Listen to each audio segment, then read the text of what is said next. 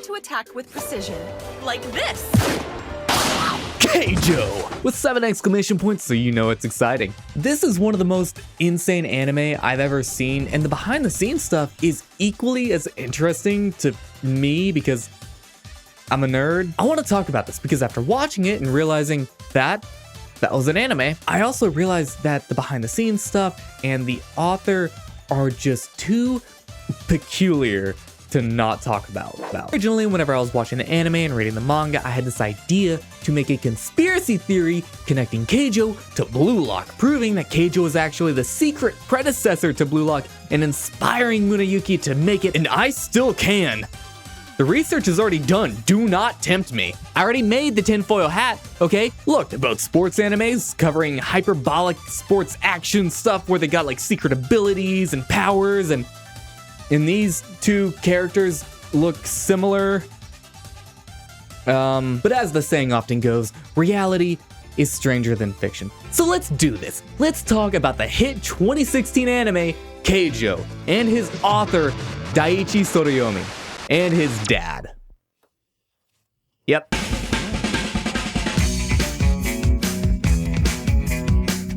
But first, what is Keijo? Keijo is a sport where girls go out onto a platform above water and attempt to knock each other off the platform or make them fall down and touch the ground with their hands. However, they can only use their breasts or butt to attack. This appeals to me.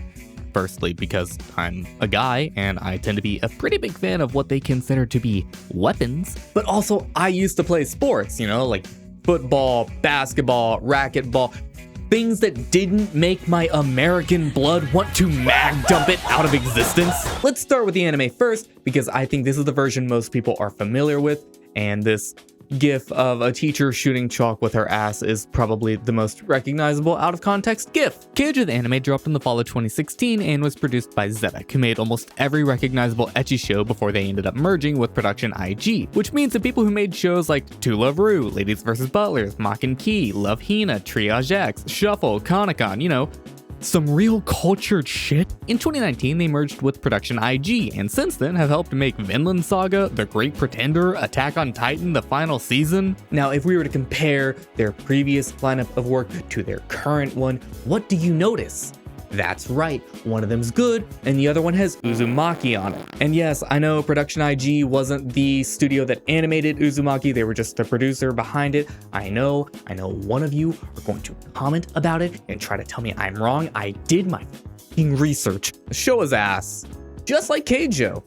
Literally, it's just a lot of ass. It starts off okay, a little rough on the storytelling and pacing, but necessary to set up the plot. And then once you hit the second half of the show, it instantly jumps to a 9 out of 10. It's like going from part 1 of JoJo's to part 2. I stand by this, Jonathan sucks. Joseph is so much better. Now, let's discuss the 2 major points I have to talk about when it comes to this show.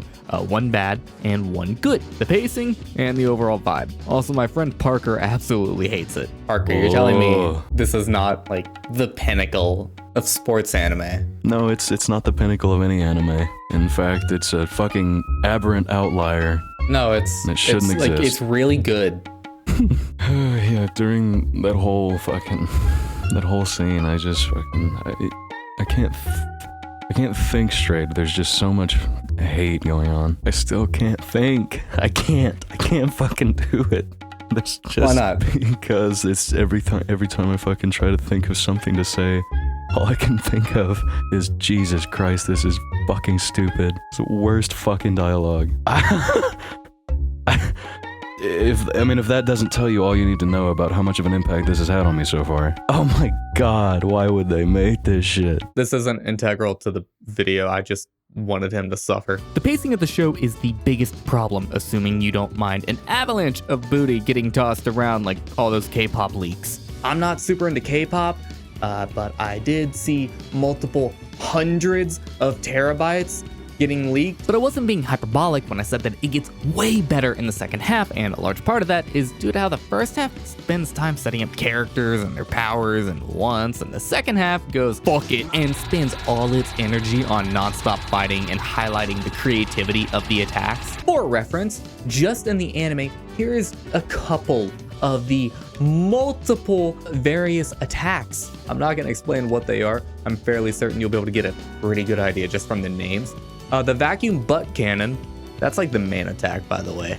Hips of Babylon and Titnosis. And that's barely scratching the surface of the creativity in different attacks in the manga. And believe it or not, there are characters attached to these butts. We follow our two main girls, Kaminashi and Miyata, not the car, who are best friends and also rivals as they go through a school before they take the entrance test to become professional Keijo players. Along the way, we meet a colorful cast of characters with varying personalities. They're all fun and fascinating. And then there's Ujibe. I like Ujibe. She's a former prize queen, retired, turned teacher to help bring up the next generation of Keijo players and to balance out all of the wacky and insane personalities of the rest of the cast. They were like, hey, what if instead of giving her a motherly, doting personality, we just gave her no personality? I know that sounds like I'm being really negative, saying like she just doesn't have a personality. In Keijo, when everyone's personality is like just the most thing ever, I know that doesn't make sense. Ujibe having no personality is actually just a really nice refresher, and it brings everything back down to earth just a little bit. She's one of the most lifeless and monotone characters I've seen, at least in recent memory, in the English dub. There's too much risk involved. I want our students to have long and healthy careers. But that move could make me a prize queen. You know what happened to the women who used it? They damaged their hips and were forced into an early retirement. So out of curiosity, I looked up who voiced her, and it's Jamie fucking Marchi. I really hope it's Marchi and not like Marchi. I didn't look up how to pronounce it. I'm sorry.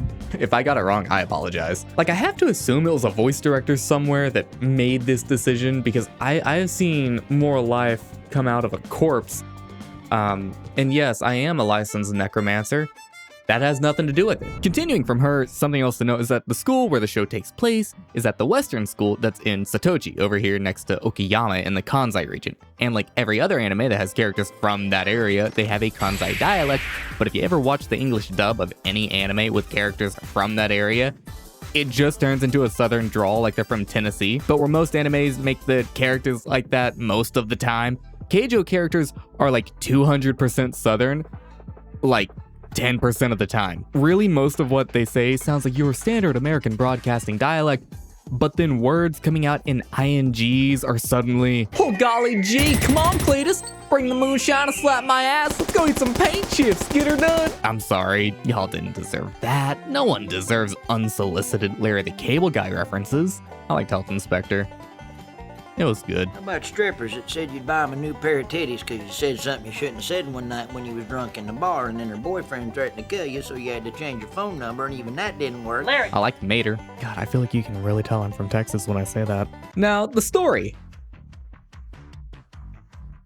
Yep, look, it is a battle shonen, and that's about it. It is like tournament arc after tournament arc. There's small, like, side plots happening here and there, or training, and they're not even like mini arcs. They're like micro arcs. And these do have character development for everyone except for Kaminashi. Our protagonist is a completely realized character early on, not having a ton of moments that challenge her in terms of character development, but instead are almost entirely focused on her learning new techniques and new ways to wield those powers.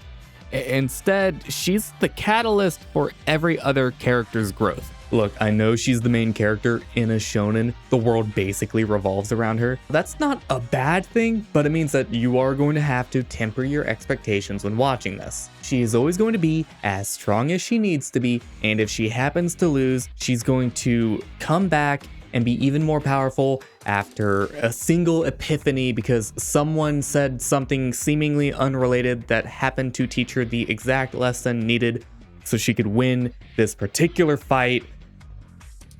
Tell me if that sounds familiar. But again, it's a battle shonen. You watch it for the fights, the visuals, to just turn your brain off. And it does that well enough. In my eyes, it sits in the same area as like a Demon Slayer and Solo Leveling, which I know is a wild comparison, but point being, minimal story, maximum flair. Now, if you are interested in a good story, might I interest you in some Hunter x Hunter or Berserk, or if you're feeling extra spicy, Bible Black. Also, I didn't know where else to put this, so excuse my lazy script writing, I am sorry. But the opening slaps, and it sounds familiar. Like, I can't pinpoint exactly what it is, but tell me the opening to Keijo doesn't sound nearly identical to Lit's My Own Worst Enemy.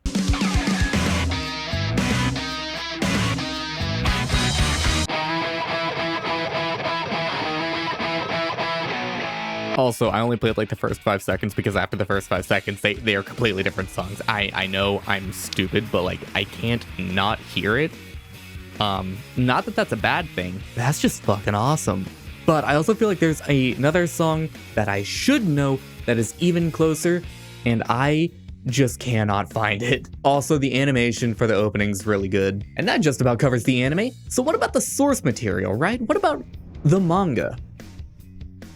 It is way fucking better. Don't get me wrong, a lot of the points I made about the character development and the storytelling, that still stands. Like, that still applies to the manga, but they cut out so much. Like, there is a shocking amount of detail that they just cut, and that's nothing new. It feels like 90% of the time, they end up cutting out a lot to be able to condense that many volumes into a set amount of time, and I get it, but it feels like they cut a little bit too much.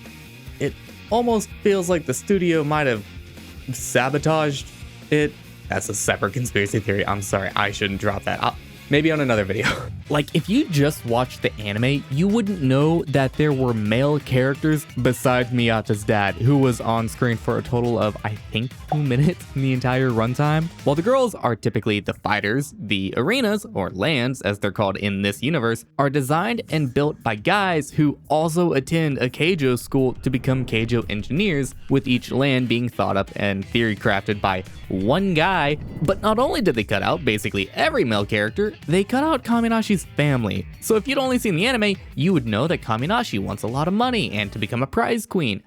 I don't think it ever tells you why, but in the manga, they're broke. Their parents died at a young age, and she's the oldest sibling trying to make a bunch of money to support her 2 younger siblings so they can go to college and eat more than cup noodles for dinner every night. Sure, just call me out then. I don't care. Whatever. Seafood cup noodles the best one. That's not even bait. I genuinely love that. I already have one. This is the best cup noodle. You can argue with me. You can be wrong. I don't care. There's an entire arc before the anime that was never explained or animated. Kaminashi and Miyata didn't just know each other forever. They were strangers that happened to attend some venue with Keijo tryouts at the same time. And Kaminashi is supposed to have a love interest. Kind of. There's this guy who's her childhood friend that really likes her. It's super one-sided on his end and only comes up at the start and at the end of the manga. Hi, editor here. I lied. He doesn't show up again after chapter 35, and there's like 190 chapters. I thought this was him. This is her dad. My bad. But that's because our mangaka, Daichi Sensei, got tired of drawing men, so he just stopped drawing them after like 9 chapters. But the manga is good, if not a little bit repetitive in its storytelling. I'd give it like a 7.5 or 8 out of 10. The ending feels rushed with how quickly it happens, but apparently the manga was decided it would be ending before the anime even aired, if we go off of Daichi Sensei's blog. Yeah, we're talking about blogs now. I promise this is interesting. I will make it as interesting as I can. When I was working on this, I was going through the wiki, both the Wikipedia itself as well as like the fan wiki. And both of those sources had pretty limited information. Some release dates, the credits, sales numbers, yada yada, like basic information. But then I saw that Daichi had his own reference link, but it wasn't a number, it's a JA. That's different. For those unaware, this means that it will take you to another page for whatever topic it's next to, but that page is going to be in a different language based on whatever letters those are. So for JA, it's in Japanese. I'm sure you could have guessed that, and this is bad because I don't read Japanese, and Opera doesn't have auto-translate for some fucking reason. So I opened it up in Chrome instead, and Chrome asks if I want to auto-translate Japanese from now on. That translation's worth the 4 new sticks of RAM. I needed an upgrade anyways, the translation had nothing to do with it. His wiki for the most part doesn't seem to give much more info about Keijo, just some articles about his other work he released, like The Massager and Milking Hunters, Otherworldly Milking Chronicles, what the hell? But in the person section, we get some good stuff. Firstly, he ran away from home to go draw manga. And if you're wondering how we know this and where this information's coming from, we know of this because of his dad's blog. I told you his dad would be part of this, and the blog was notable because, and I quote, "The unique emoticons he used in the blog became a hot topic." I used to work at Hot Topic. I don't really have a joke for that, that's just a lore dump. So his dad has his own blog, and reading it, you get what they mean about odd emoticons. First, Japanese emoticons are just different from those in the US. His dad doesn't do that though, instead making the body and the arms up like a celebration, but for the face, it's just words. The blog post in question, reading, It's been almost 5 years since my son ran away from home. Oi! I had no idea that my son went to Tokyo alone to become a manga artist and worked tirelessly. Abandoning parental rights! My son's manga will be published not in Weekly Shonen Jump or Shonen Magazine, but in Shonen Sunday. What a surprise! It is often said that a child can grow up even without parents, and the child returns safely. Hayabusa! I'm looking forward to it now. Excited. This all happened well before Keijo was released, so there's no direct link between like the hype around this and the release of Keijo, but you could argue that the hype around his dad's blog helped with the sales of his manga he was releasing at the time, which was The Massage Master, or The Massager.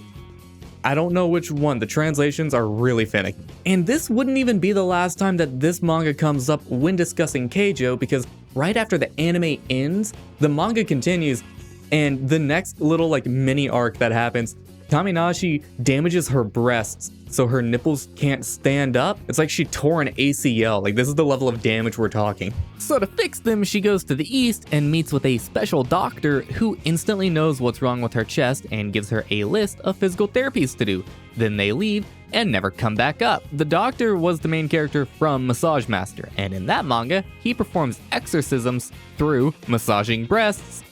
So that doesn't even explain how he instantly solved Kaminashi's problems, because her tits weren't cursed or possessed, but whatever. I'm fairly certain that this whole plot point only happens to promote the sales of Massage Master, because at the end of the chapter, they make note that multiple volumes of Keijo and Massage Master have physical copies available for sale, which just feels more than a little shoehorned in, and I feel like this was an editor or a publisher decision to try to increase sales rather than a genuine idea that these two universes are actually the same, because now the Keijo universe would canonically have ghosts and spirits, which would be really cool idea. It'd be a cool idea to bring back up in the future. Oh, it never comes back. But going from there, you learn that Daichi Sorayomi had his own blog where he would talk about random things, from like working on manga to just games he liked to play, like Monster Hunter 4 and Metal Gear Solid Ground Zero, which those are pretty fucking good games. He started talking about Keijo in 2013, with some posts not mentioning it by name, but clearly doing research related to it. Later on though, as you read, you start to sense that there's some issues early on that were affecting the manga and his own well-being. He had been posting weekly on the blog during the early days. By the 3rd chapter, he had already lost half of his assistants, down from 4 to 2. The assistants are workers sent by the publisher to help out, but they were starting to get taken away and sent to work on other projects really early on. Even assistants he'd pay out of pocket for work would sometimes just not show up. By chapter 7, he was down to a single regular assistant, with occasional help popping in from time to time, assuming they did anything. But after the first volume, he stopped keeping up with the weekly blog posts and started posting primarily when a new volume was released, or if he had anything else he felt like saying. But every time he'd post about the release of a new volume, there'd be a mix of joy for its release, but also the frustration at the same time, having constant issues with a lack of help to meet deadlines that would eventually cause multiple physical complications. That's not anything new in the anime and manga industry. It's just part of the culture, and you really feel that in these blog posts. Speaking of which, I need to watch Zenshu. I forgot to watch that. It wouldn't be until March of 2017, 3 years after he started working on Keijo, that he'd finally post that he was able to calm down, stating, "Wow, it's really great to be able to sleep." The next month, in April, he announced the end of Keijo and how it ended from a behind-the-scenes perspective. And despite the work and effort and the constant lack of manpower that he had been complaining about for the last 3 years that you could just read on his blog, when it ended, he didn't blame anyone but himself, instead saying, "The reason it ended was simply due to my own lack of skill and the publisher's convenience." Well, to be honest, I did feel like Shogakukan should have supported me a little more. They've been looking for assistance within Shogakukan for nearly a year and a half, but they just can't find anyone. I basically worked with a helper, and at my worst, I would draw alone until I was completely exhausted. I would throw up and collapse for about an hour. Also, when the anime was being made, the person in charge told me that if there had been one more sponsor, the anime could have been broadcast in Western Japan, but it seems that Shogakukan itself does not have a sponsor for Keijo. Well, this is unconfirmed though. He would thank everyone afterwards for buying it and supporting him, the assistants who literally supported him, as well as the production studio that made the anime, and Sunday for publishing it. And you'd think that'd be the end of it because, I mean, there's no more Keijo coming out.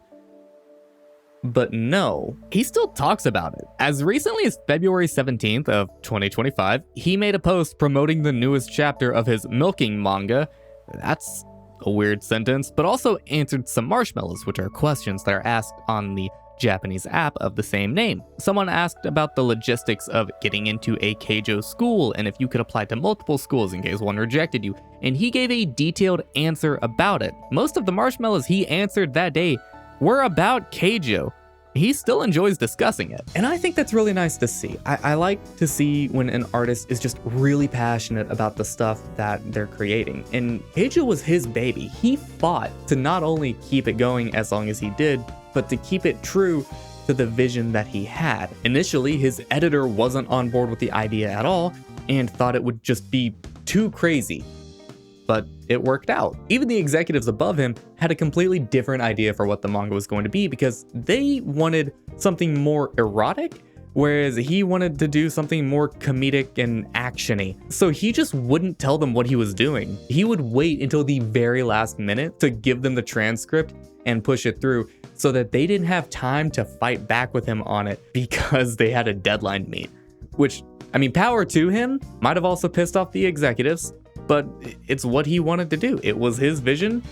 He made it. And people liked it. I mean, hell, even recently, people are still asking him questions about it. People are talking to him about it because they just want to know more about this universe that he built. At the time, it did well enough to get its own anime adaptation before we got into this huge anime bubble where it feels like any and every possible anime is getting an immediate anime adaptation after like 8 chapters have been published. That's cool. Totally not a problem. I can watch 126 new anime a week. Yeah, I can watch that. No problem. This is who fucking much. But when Keijo came out, in the US at least, it was the 3rd most popular anime that season, losing only to Yuri on Ice and Drifters.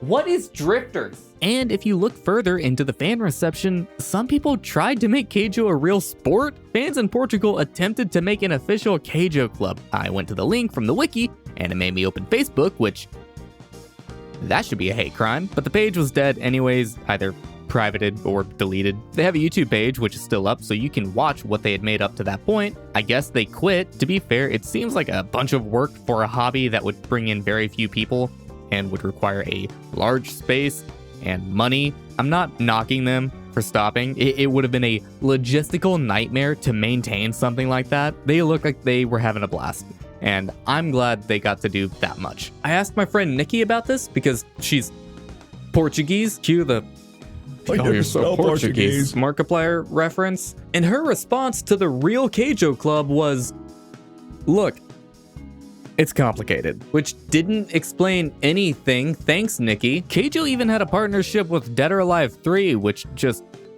yeah, that makes sense. It brought some of the swimsuit designs from the manga over so Dead or Alive characters could wear them, which seems really simple, but it's effective. I know I'm not showing a lot of clips of this because there's only 3 clips on YouTube that show any of the characters in Keijo outfits. 2 of them are them either playing tug of war or fighting, and then their outfits explode. And then the third one is just this 5-minute loop of, I don't even remember her name, just doing this little dance, and it's just looped for 5 minutes. You can't even buy these outfits anymore. So yeah, this is all that we have to remember it by. I took mountains of other notes whenever I was reading the manga because there is just so much going on. Like there are countless references to media like Gurren Lagann, Aliens, and Ultraman. Like that's just some of the references. Keijo deserves to be read, even if you're only reading it as a stupid comedic fighting manga, because that's what it is. And that's what it wants to be. It doesn't ask you to think too deeply about any of the characters or the writing. It just wants to be entertaining for you. And it does that perfectly. The anime, despite being a completely different being and rewriting what little story there was, it's a complete blast. But I also feel like it would filter so many anime fans today. I feel like it was probably only as well received as it was because of the time that it came out. Like it came out in 2016, 2017. This was well before anime got like super mainstream and a whole bunch of new fans came in. I don't know, I feel like people just can't handle fan service anymore sometimes, and it's stupid. Get filtered. Also, you should go watch this video. That's the end of the video. Bye!